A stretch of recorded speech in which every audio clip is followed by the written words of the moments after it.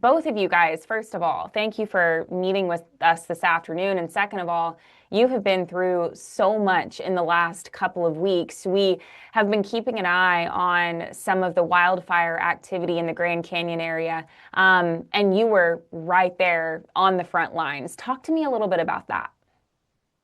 Well, our first day as volunteer hosts, uh, our assignment was to evacuate the campground. Wow. And then our second day as volunteer hosts, we had to evacuate ourselves.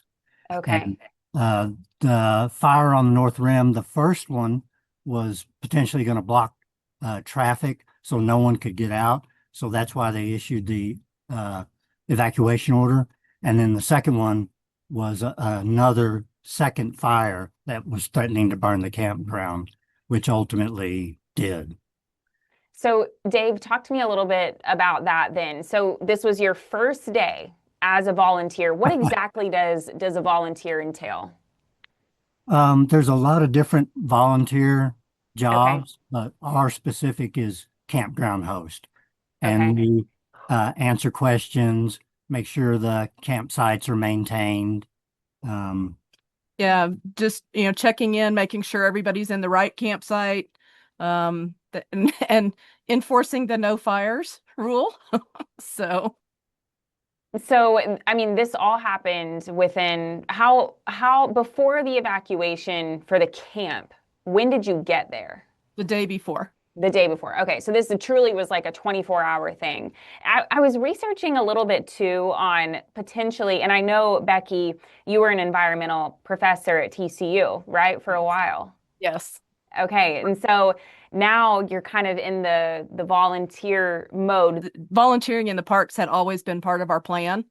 So we got really lucky with our first volunteer gig being at the North Rim. We were very Yeah. excited about that. It's a beautiful campground and it's very quiet and it's not as crazy busy as the South Rim of the canyon.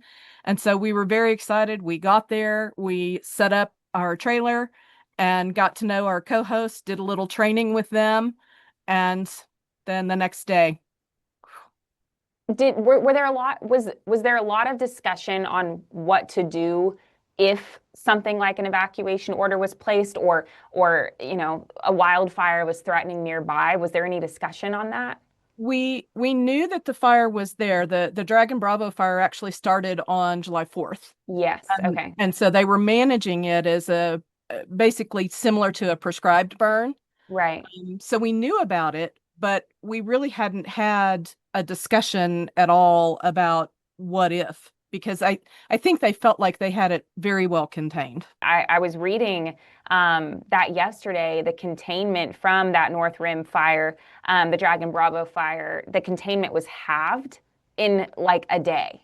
So that Yes. tells you that the dry vegetation, couple that with, very high winds. And the fact, what I thought was really interesting too, Becky and Dave, is that they haven't experienced the monsoon rains that they typically do in early July.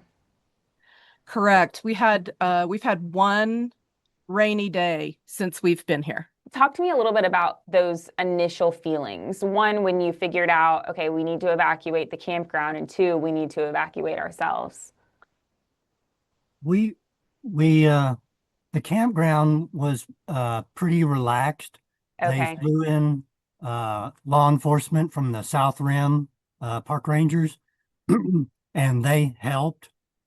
And we just notified all the campers, um, helped them get out and pack up, and that was it. And then they said we could stay because uh, they didn't think the other fire was a threat.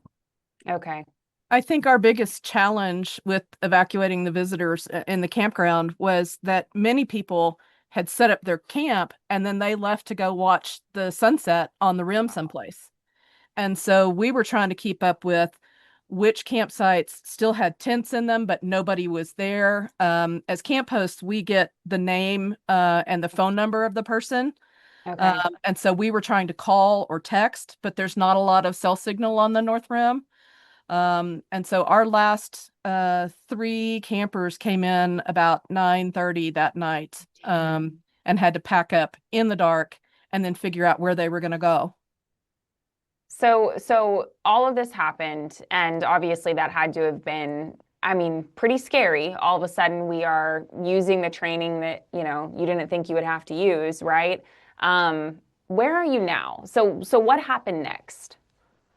Well, we were a little concerned because we saw um, the smoke getting closer to the campgrounds. So we were happy that we got all the visitors out. Right, The law enforcement rangers were very communicative with us, and they were letting us know, because at the same time we were evacuating the campground, others were evacuating the lodge, right? So they were getting all the visitors out, and it was because there's only two highways that leave the North Rim, and one of them was closed because of the fire. So they were having to route everybody down toward Page, Arizona, and that was the reason that they decided to go ahead and issue the evacuation order. Was that's a 2-lane road, and trying to get everybody out safely was the challenge. um on Friday morning, we got up. Of course, the campground is empty, right? And we decided that we needed to get a little more familiar with the layout, where the administration buildings were, et cetera, so that we could be better camp hosts. right. Because And we thought we were still going to have a job. yeah, Once this Okay, fire blew over and didn't block the highway anymore, everything would be back to normal. yeah. So we spent Friday morning, we went to the lodge and had it all to ourselves, which no one ever gets to do. And right. we drove around and familiarized ourselves with the layout of the administration buildings and sort of the behind the scenes stuff that we would need to know. Where are you guys stationed now? We're at the South Rim at Desert Okay, View. We're on the east entrance. okay. Feeling safe, you're feeling like, okay, we got that out of the way. Um, do you There's guys have really plans? there's really no threat down Okay, here. The threat is maybe a little bit of smoke. okay, It just depends on which way the wind is blowing. But it's just been amazing watching the fire transition. yeah. You saw some of the pictures and video, and it just changes daily and continues to amaze us how big it gets, or how wide it gets, or how smoky it gets. Gosh, yeah, I truly can't imagine.